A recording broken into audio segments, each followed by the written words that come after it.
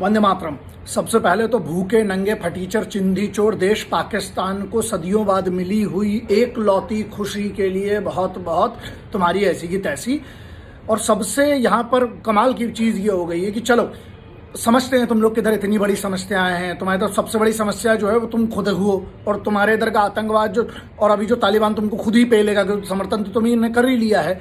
तो तुम्हारे इधर तो तुम्हारा प्रधानमंत्री, गृह मंत्री, मुख्यमंत्री सब जितने हैं सबके सब चिंदी चोर चमन जो है, आप लोग को पता है। बात यहाँ पर यह है कि जो हिंदुस्तान में बैठे हुए पाकिस्तान की नाजायज़ औलादें, हरामखोर, गद्दार, इनकी जो भी पाकिस्तान के मैच में जो उनकी एक जीत हुई है सदियों बाद, जो 3-4 हज़ार साल बाद जो उनकी जीत हुई है, उनकी जीत के बाद जो हिंदुस्तान में जो जश्न मना रहे थे, जो पटाखे फोड़ रहे थे, तुम लोगों की तुमको गाली मालूम क्यों नहीं बगेंगे? तुम लोग खुद साले अपने आप में एक बहुत बड़ी गाली हो। तो तुम लोग के लिए तुम खुद जाओ, तुम ही तुमको लग जाओ, क्योंकि तुम सबसे बड़ी गाली हो इस देश के लिए, हिंदुस्तान के लिए। क्यों?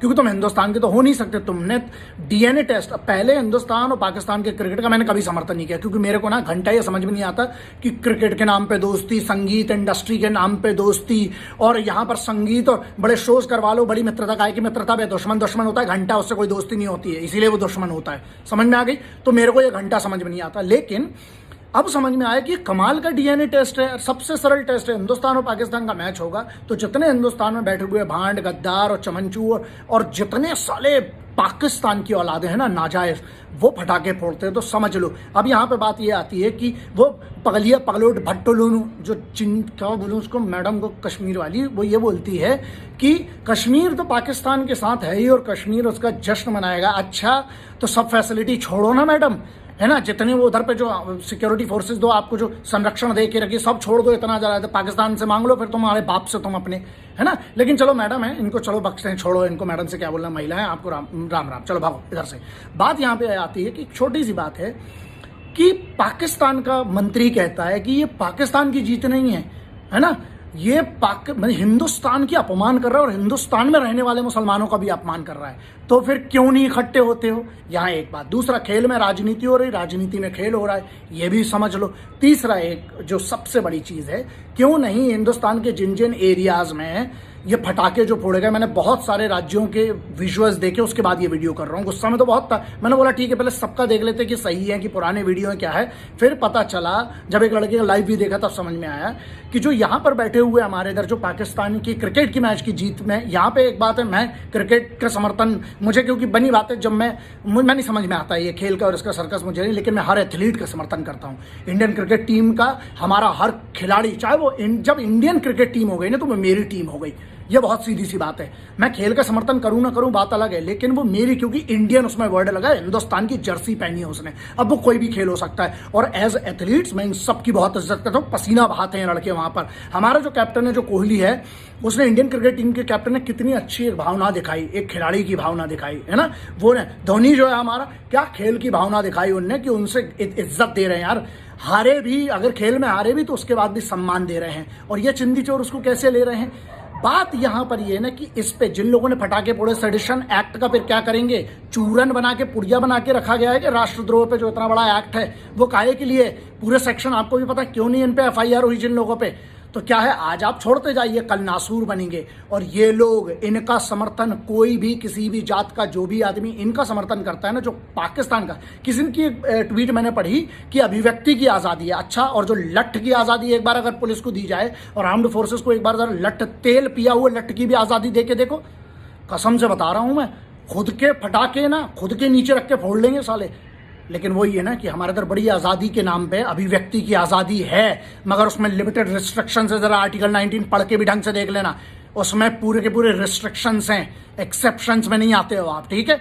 बोलने की आज़ादी है आपकी, आपको जश्न मनाने की आज़ादी है, लेकिन मेरे देश के सम्मान के खिलाफ जश्न मनाने की नहीं है। और आप वहां पर किनका समर्थन कर रहे हो? पाकिस्तानियों का समर्थन। उनके लिए बहुत बड़ी चीज़ है, आपको पता है, चिंधी चोर लोग यार, भूखा नंगा देश, उनके लिए बहुत बड़ी जश्न की बात है, मनाओ साले। लेकिन यहाँ पे जो मातम मना रहे, यहाँ पाकिस्तान की जीत का जश्न से बड़ा वो है कि ये हिंदुस्तान की हार का मातम मना रहे हैं बहुत बुरे तरीके से।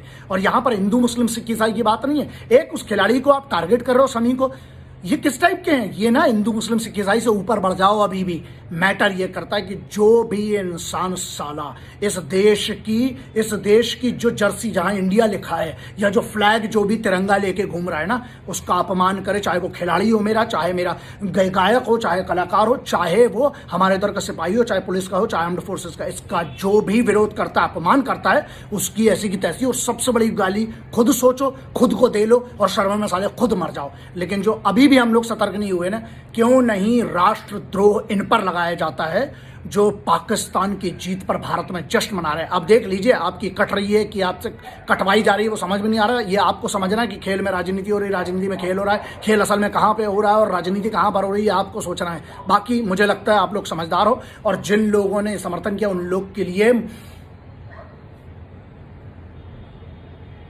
नहीं समझे कोई बात नहीं, अपने हिसाब से समझ लेना। वंदे मातरम, जय हिंद, इंकलाब जिंदाबाद, भारत माता की जय।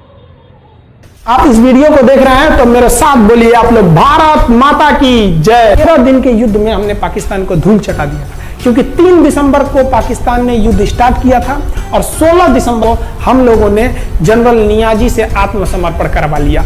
और आत्मसमर्पण आप देखना चाहेंगे जनरल नियाजी का। जनरल नियाजी इन्होंने हमारे लेफ्टिनेंट जनरल निर्मलजीत सिंह अरोड़ा के सामने आत्मसमर्पण साइन किया, और साइन करने के बाद बांग्लादेश के ढाका रेस कोर्स में इन्होंने साइन किया, और इनकी आंखों में आंसू था। एक देश के सेनापति के लिए इससे शर्म की बात क्या है जो गिनीज बुक में नाम रिकॉर्ड करा दिया। गिनीज बुक में कैसे? देखिए, पाकिस्तान के लोग हम चाइना के वीडियो बनाए थे, उस पर कमेंट कर रहे थे कि इंडियन आर्मी कुछ नहीं कर सकती। देखो, बांग्लादेश तुम्हारी बहादुरी का जीता जागता उदाहरण है।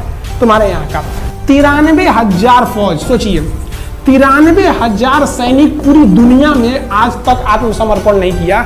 ये 93,000 लोगों ने आत्मसमर्पण कर दिया। देख लीजिए, ये अपना बंदूक उतार फेंक दिए, अपने स्टार नोच के उतार दिया कि भैया हम लीजिए आत्मसमर्पण कर रहे हैं, बेल्ट उतार के दे दिया, अब चलिए जहां ले जा रहे हैं, जितना लाठी मारना है हमारी, आत्मसमर्पण। ये वही पाकिस्तान है, याद रखिए। आप याद कीजिए, हमारे 120 सैनिकों ने आपको धूल चटा दिया था लोंगेवाला में। केवल 2 सैनिक मरे थे लोंगेवाला में, और पूरी की पूरी आपको भगा दिया था 4 दिसंबर को ही। और आप याद कीजिए, बहुत बहादुर बनते हैं ना, 93,000 फौज आपकी हार के गई है यहाँ से। इतना बड़ा हार दुनिया में आज तक कहीं का नहीं हुआ है। 93,000 सैनिक सरेंडर करके गए हैं भारत के सामने से। क्या बात कीजिएगा आप हमारे सामने? तो ये है, गिनीज बुक में नाम है। ये तो है भैया पाकिस्तान की आर्मी, एक तरह से गिनीज बुक में नाम है ना जी। भले हारने से नाम है तो क्या हुआ, पाकिस्तान के लिए इससे खुशी की बात क्या हो सकती है कि भैया गिनीज बुक के नाम है। अब इन लोगों को जेल में बंद कर दिया गया, बाद में हम लोगों ने इन्हें छोड़ भी दिया था। और इस सरेंडर के बाद बांग्लादेश के जो मुक्ति वाहिनी थी, उसके चेहरे पर यह मुस्कान थी कि बांग्लादेश अब स्वतंत्र हो गया। ढाका इंदिरा गांधी का स्टेटमेंट था, ढाका स्वतंत्र राजधानी है स्वतंत्र बांग्लादेश की।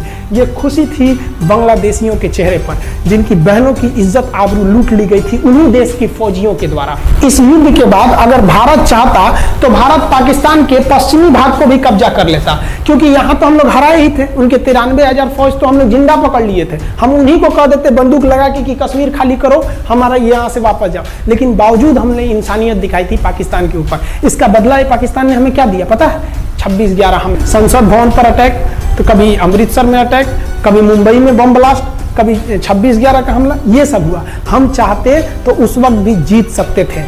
ये पाकिस्तान वाले आप जो कहते हैं कि हम बहुत बहादुर हैं, भारतीय सेना हमारा क्या कर सकती है, तो भारतीय सेना की रहमो करम पर आप लोग जिंदा थे, वरना 1972 में ये जो सेना थी ना 71 में, आप लोग को कहीं का नहीं छोड़ती। आप हिंदुस्तान के व्यूवर्स आप लोगों से भी कहते हैं कि एक लाइक तो बनता है इस सैनिकों के, लेकिन हम ये जरूर कहते हैं कि आज एक लाइक बनता है हमारे इन वीर सिपाहियों के लिए जो आज भी सेना के लिए डटे हुए हैं। और ये पाकिस्तान इस पर कमेंट करते हैं। हम आप भारतीयों से कहते हैं, आप हिंदुस्तानी हैं तो इस वीडियो को जितना से ज्यादा शेयर करना है आप शेयर कीजिए, ताकि आपके बच्चों तक को ये पता चल सके कि हमारे सैनिक कितने बहादुरी हैं, कितने बहादुरी से लड़े थे हमारे सैनिक, कितने बहादुर हैं। और इस वीडियो को आप इतना शेयर कीजिए कि पाकिस्तान तक पहुंचे और वहां का बच्चा इस वीडियो को देखे, ताकि उनके अंदर भारतीय सेना का जो डर है वो बैठे।